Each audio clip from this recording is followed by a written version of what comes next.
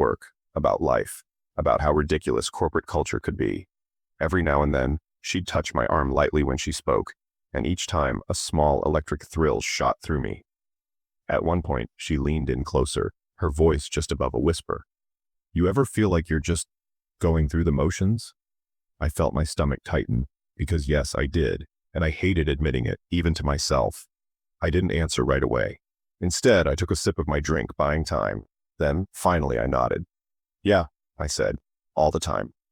We stayed out longer than we should have. When it was time to head back to our rooms, we walked together down the long hotel hallway, the air between us thick with something unspoken. She stopped in front of her door and turned to face me. "This was nice," she said. I swallowed hard. Yeah, it was. A pause, a hesitation.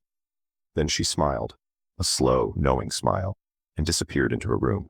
I should have gone straight to mine, but instead, I stood there for a long moment, staring at her closed door, feeling something I hadn't felt in years. Alive. The next day, I told myself nothing had happened, and technically, that was true, but something had shifted. At lunch, we sat together again. When she laughed, she touched my hand lightly, her fingers lingering for just a second too long.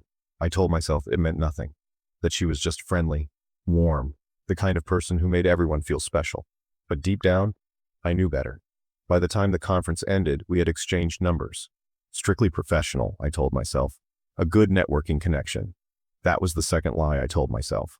Back home, everything felt different.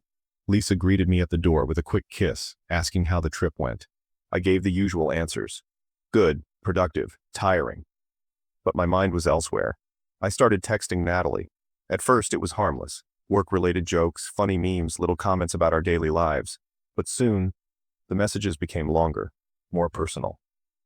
Late one night, after Lisa had fallen asleep, my phone buzzed. "Natalie.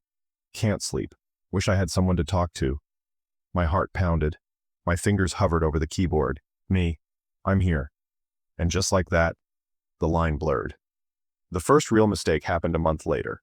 Lisa was on one of her business trips, and Natalie had a last-minute meeting in my city. She suggested we grab dinner. Just dinner. That's what I told myself. We met at a quiet little restaurant downtown. Candlelight flickered between us, casting shadows on the table. She looked beautiful, her dark hair falling over one shoulder, her lips curling into a small smile every time our eyes met.